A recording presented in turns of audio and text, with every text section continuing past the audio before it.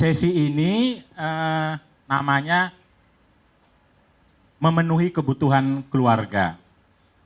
Sesungguhnya yang ingin lebih ditekankan adalah bahwa kebutuhan itu pada prakteknya banyak dan beragam. Karena itu perlu ada prioritas dan perlu dibicarakan bareng. Jadi ini sudah saya siapkan contoh kertas tentang kebutuhan. Sekarang tahapannya adalah mengamati tentang kebutuhan ini. Teman-teman sekalian yang ada di hadapan Anda, itu adalah contoh saja kebutuhan. Jadi bisa jadi lebih banyak dari itu, atau lebih detail dari itu. Silahkan dibaca sedikit-sedikit. Nanti jika merasa ada tambahan boleh juga dicatat di sampingnya atau kurang detail, misalnya kendaraan kan umum sekali. Bisa disebut misalnya motor untuk kerja. Nah, jika sudah, maka langkah berikutnya adalah tolong diisikan di kertas yang kedua, dikasih nama, tidak akan diserahkan ke saya, tapi dikasih nama untuk kenang-kenangan. Kasih nama, ini satu orang satu, tidak boleh diskusi, nggak boleh nyontek, nggak boleh diskusi. Masing-masing bicara tentang di kertas ini, apa sih kebutuhan saya? Tadi kan kata Mbak Alisa itu, dalam berpasangan itu kita punya kebutuhan, tetapi pada saat yang sama pasangan kita juga punya kebutuhan. Nah, sebelum kita memahami kebutuhan pasangan kita, coba pahami dulu apa kebutuhan kita. Jangan bertanya, tanya ke diri masing-masing, lalu tulis kebutuhannya apa di kertas ini dengan dituliskan nama. Tolong dibagikan. Tolong dibagikan lagi. Yang kertas kedua dikasih nama masing-masing dan mohon tidak kerja sama. Kita belajar memahami diri, apa kebutuhan. Nah, mau contoh kebutuhannya di kertas yang pertama. Itu contoh saja. Tapi Anda boleh menulis lebih detail. Kalau tadi cuma satu kata misalnya, Anda boleh pakai kalimat, boleh. Pakai kalimat. Jadi silahkan, waktunya paling lama 5 menit. Jadi kertas yang kedua itu kolom diisi, dikasih nama dulu, diisi tentang apa sesungguhnya kebutuhan saya ketika berelasi atau ketika menikah nanti, dan tidak harus sama persis di kertas ini hanya contoh saja. Itu ada dua bagian antara fisik dan non-fisik. Fisik itu bukan tubuh ya artinya, tapi fisik itu artinya bisa dipegang, bisa dilihat, bisa diraba, bisa nampak oleh banyak orang, itu fisik. Kalau non-fisik itu yang abstrak, tidak boleh tengok kanan kiri, karena ada waktunya diskusi. Ini belum waktunya diskusi. Sebisa mungkin coba menuliskan apa yang menjadi kebutuhannya masing-masing ketika nanti sudah dalam perkawinan atau pernikahan. Bisa bentuknya kalimat kecil, pendek, tidak harus kata per kata, tapi boleh juga kata per kata. Oke, jika sudah mentok, ini karena sudah hampir 5 menit, boleh terus, boleh pikirkan sekarang dari yang sudah ditulis itu, mana yang dianggap material. Kasih tanda aja M dalam kurung, M, dan mana yang non-materi, kasih dalam kurung NM di asingnya. Materi itu artinya untuk memperolehnya harus menggunakan materi, harus menggunakan uang, harus menggunakan dana, harus menggunakan sumber daya ekonomi. Kalau memperolehnya tanpa itu tulis NM setelah kebutuhan tersebut. Dipikir sendiri aja. Jangan tanya dulu, karena nanti ada waktunya bertanya. Kita sekarang belajar memahami diri kita, lalu kemudian memahami pasangan dan bersama. Oke, jika sudah, langkah berikutnya adalah coba diprioritaskan. Misalnya kita memiliki sumber daya atau kemampuan yang terbatas. Kira-kira menurut Anda apa dulu yang paling prioritas? Kasih angka atau urutan. Mungkin urutan yang paling prioritas kasih nomor 1. Tidak harus berurut, tetapi menandakan, angka itu menandakan prioritas ya, tidak harus berurut seperti tulisan. Prioritas. Oke, sudah? Oke, saya pengen ada volunteer 2 orang saja, 1 perempuan, 1 laki-laki, untuk membacakan hasilnya, tetapi bukan, kita pengen belajarnya bukan dari apa kebutuhannya, tetapi mengapa dia masuk fisik non-fisik, mengapa disebut materi atau non-materi, dan juga mengapa itu prioritas 1 atau 2 misalnya. Jadi kita ingin belajar itunya. Siapa mau volunteer? Kebutuhan fisik, deposito atau investasi, tabungan, sepeda, pakaian, kopi. Non fisik, komunikasi, hubungan seks, kerjasama, kasih sayang, dihormati, liburan, kesehatan, olahraga, sama perhatian. Jadi kalau yang pertama, kenapa deposito dan investasi itu supaya nantinya kita bebas secara finansial, jadi bisa nabung, dari tabungan itu bisa beli sepeda, terus bisa liburan kecil-kecilan gitu, baru besar-besaran nantinya gitu. Ya. Lupa Riko. Wito, ya. Yang keras dong, nggak kedengaran. Oke, siapa yang ingin volunteer atau ditunjuk? Kebutuhan fisiknya yang pertama rumah, tabungan, deposito, umroh. Umroh, ya. Umroh itu fisik apa non fisik? Non fisik ya. Oke, terus Kesehatan, kesehatan, pakaian, mobil, mobil, ya. up, Hah? make up, Make up. Kalau kesehatan biasanya disebut non fisik. Oke, terus non fisiknya setia, setia, jujur, jujur, terbuka, terbuka, waktu luang, musyawarah, komunikasi lancar, komunikasi lancar, hubungan dengan keluarga besar baik, ya, baik. ketenangan, Ketenangan, ya. Itu berarti non fisik hampir semuanya materi apa non materi? Non materi ya. Yang fisik hampir semuanya materi. Oke. Tapi apakah ketenangan itu perlu suasana yang materi? Perlu, nah bisa jadi. Nah itu kadang-kadang hal-hal non fisik juga, misalnya gembira. Itu kadang-kadang orang baru gembira, kadang-kadang tidak setiap saat. Baru gembira kalau ada hadiah. Itu juga bisa diungkapkan, saya senang kalau diberi hadiah. Jadi sayanya, makanya tidak harus dalam satu kata, tapi bisa dalam kalimat. Jadi kita belajar mengungkapkan apa yang kita inginkan dari pasangan kita. Saya senang loh kalau setelah bikin kopi, kamu bilang terima kasih ya. Gitu. Itu kalau nggak diomongkan, nggak paham, karena asumsinya itu kan kewajiban kamu, ngapain harus terima kasih gitu. Kadang-kadang begitu. Nah itu pentingnya kita memahami apa yang kita butuhkan. Jadi tadi kata-kata 1, 2, 3, 4, 5 itu kan masih sangat abstrak sekali dan satu kata. Nah itu baiknya ke depan itu dalam kalimat yang jelas. pasangan kita lalu jelas saya mau apa gitu. Mau misalnya tenang, setia, itu bentuk setia itu seperti apa?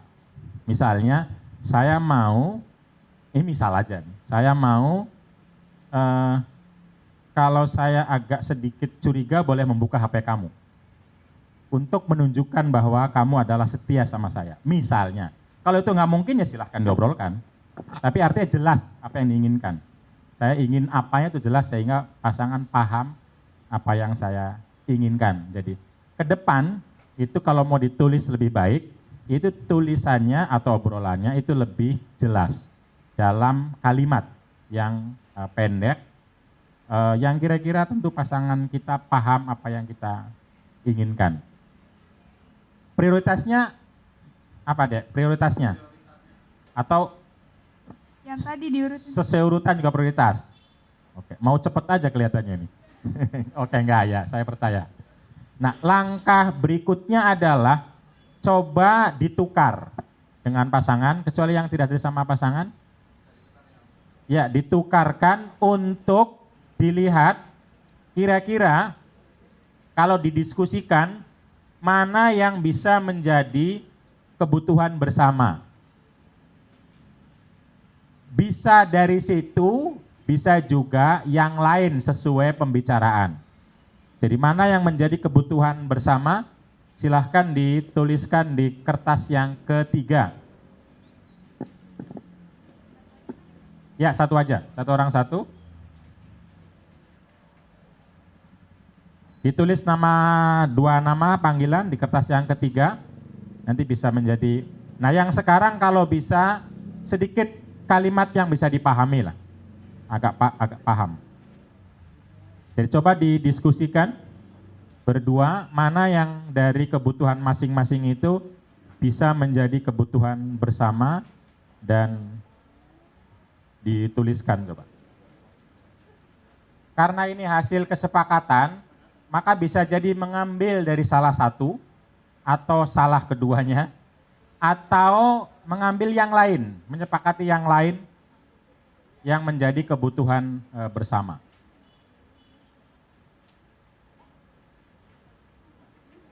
Syukur kalau lebih detail ya, misalnya rumah kecil ukuran yang jauh pisah dari mertua, termasuk juga yang non fisiknya, kalau bisa dibahasakan lebih jelas gitu, monggo apa yang disepakati.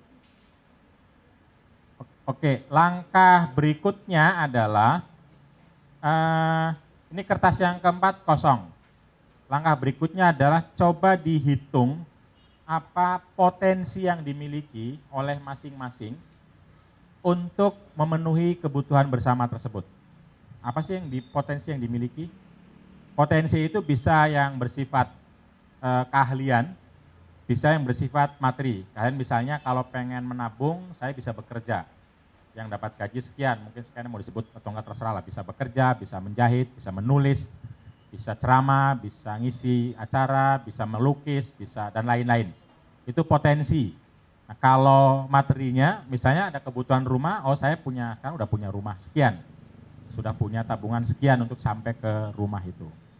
Itu potensi. Jadi coba menghitung kira-kira kalau kebutuhan seperti itu, potensi apa sih yang dimiliki? Termasuk potensi itu kalau misalnya pemberian dari orang tua, dari mertua, dari kakak, dari saudara, atau mungkin hibah, wasiat, atau apapun. Ya. Atau yang bersifat keahlian dan kapasitas itu bisa potensi. Potensi dibagi dua nanti ya, masih potensi calon suami dan potensi calon istri. Sudah? Oke. Sesi kita bisa berakhir kalau dua pasangan sudah bisa mempresentasikan hasil dari langkah-langkah tersebut.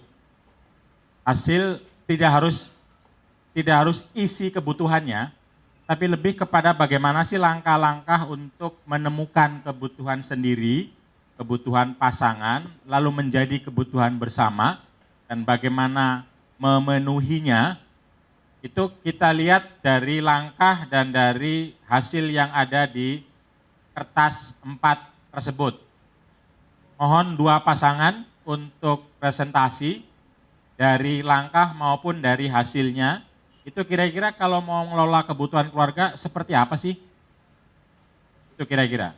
Siapa yang volunteer atau ditunjuk? Oh, oke, silahkan kalau gitu. Assalamualaikum warahmatullahi wabarakatuh. Sebelumnya kita mau ngebahas kebutuhan apa saja yang emang kita butuhin dari kebutuhan fisik dan non fisik menurut kami berdua. Yang untuk kebutuhan fisiknya, terutama yang paling utama adalah sandang, pangan, dan papan, yaitu untuk untuk pakaian, makanan, dan minuman. Sandang, pangan, papan. Kemudian yang kedua itu kita membutuhkan rumah, yaitu rumah milik kita berdua. Kemudian setelah kita memiliki rumah, tentunya kita punya tabungan. Kemudian setelah tabungan baru tempatnya mobil atau motor. Mobil dan motor. Kemudian yang kelima baru deposito. Yang keenam itu baru insya Allah haji dan umroh. Ya, haji atau umroh.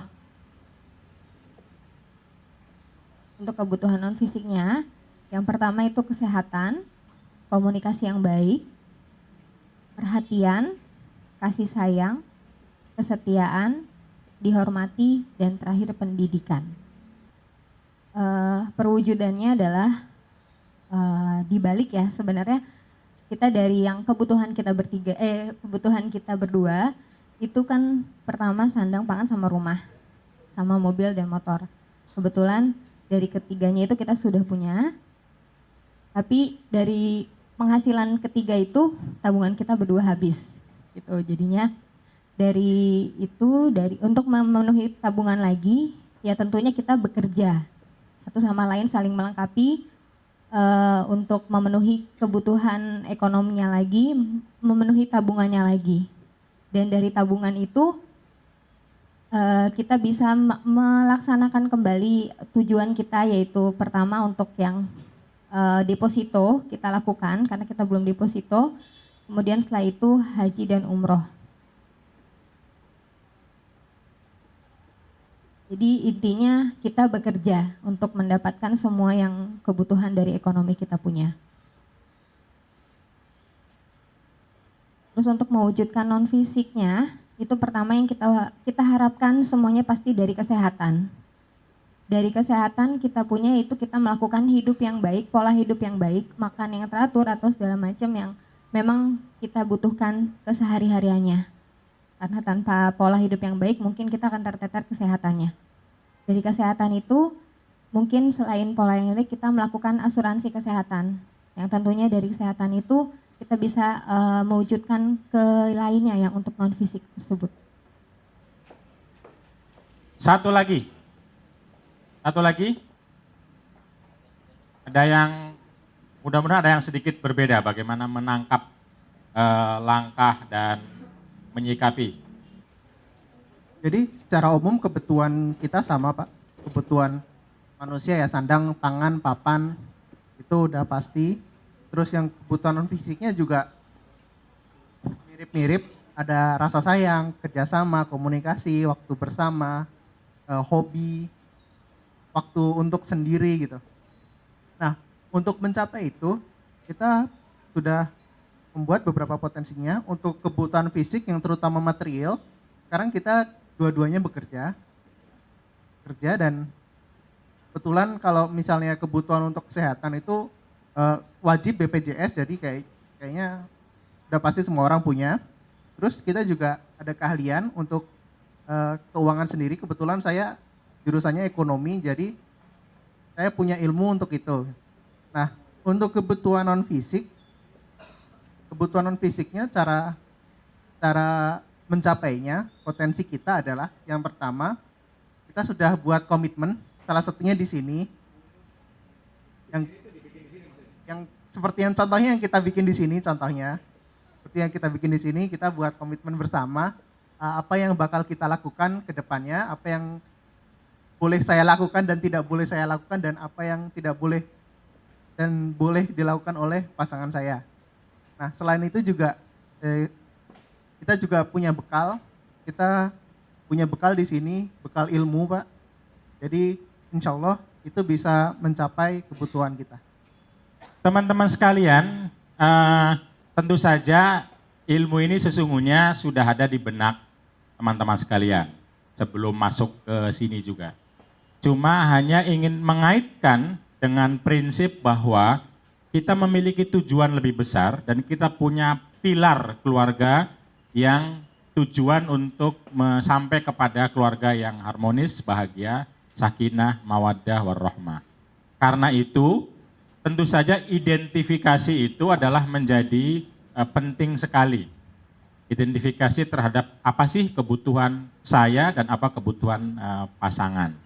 Nah, pada saat yang sama, tentu saja setelah kebutuhan itu begitu banyak, maka yang penting itu bukan lalu merasa dibebani oleh kebutuhan itu, tetapi harus ada rasa bagaimana kita sampai kepada kebutuhan tersebut. Karena itu pada konteks keluarga misalnya, istilah memenuhi kebutuhan keluarga dianggap sebagai ibadah kalau dalam Islam itu. Jadi nikah itu ibadah, itu bukan karena akadnya, bukan karena karena nikah tentu beda dengan sholat. Sholat itu ibadah, tapi nikah ibadah itu bukan karena dia akad lalu di masjid lalu ada lafaz itu dianggap ibadah, bukan. Tapi dia ibadah karena disitulah orang akan melayani, disitulah orang akan berbuat, akan memiliki motivasi untuk hidup, melayani, memberikan sesuatu yang baik dan bermanfaat kepada pasangan dan keluarga. Karena itu dianggap sebagai ibadah. Nanti senyumnya, layanannya, kerjanya, berbuat baiknya, semua dicatat sebagai ibadah. Jadi kalau pengen ibadah, itu tidak perlu jauh-jauh sesungguhnya. Di rumah saja sudah bisa ibadah.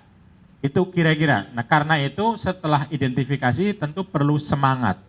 Jadi bukan melihat seberapa banyak kebutuhan itu yang bisa jadi akan pening setiap orang, tapi justru bagaimana meraihnya dengan cara melihat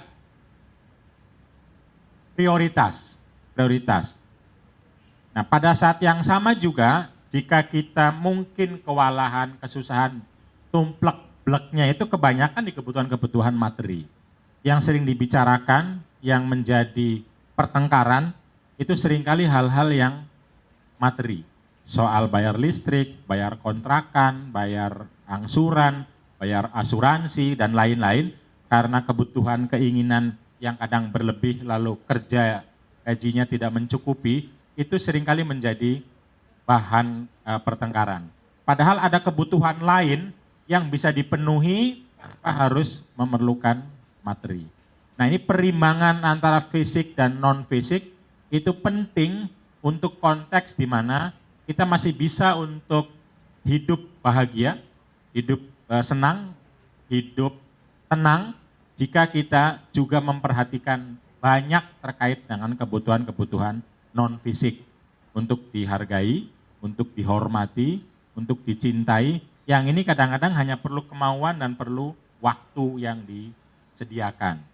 Nah ini kesadaran untuk melihat ini juga menjadi sangat penting sekali agar supaya kita tidak betul-betul hanya memikirkan kebutuhan-kebutuhan yang bersifat fisik, yang itu menguras energi dan menguras seluruh kemampuan, sementara ada kebutuhan lain yang itu diperlukan dan bisa dilakukan tanpa harus ada materi, yang hanya diperlukan kemauan dan tindakan serta waktu luang kita semua.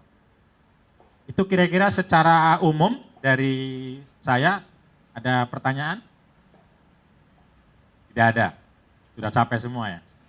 Oke, terakhir saja. Seperti yang diharapkan oleh Pak Syukri dan teman-teman, maksud teman-teman fasilitator, bahwa besok kita akan masuk lagi, diharapkan nanti dalam prosesnya itu juga ada sesuatu yang memang betul-betul dibutuhkan sehingga kalaupun misalnya tidak bisa disampaikan di ruangan ini bisa menjadi bekal kami untuk menyempurnakan, menambahin modul atau pelatihan pada sesi-sesi berikutnya. Kira-kira seperti itu. Semangat untuk besok. Semangat untuk besok. Dari saya cukup sekian. Terima kasih teman-teman sekalian. Kita ketemu lagi besok jam 7:30 di bawah. Dan tank jam 8 di sini sudah mulai. Oke ya. Mau lagi. Assalamualaikum warahmatullahi wabarakatuh.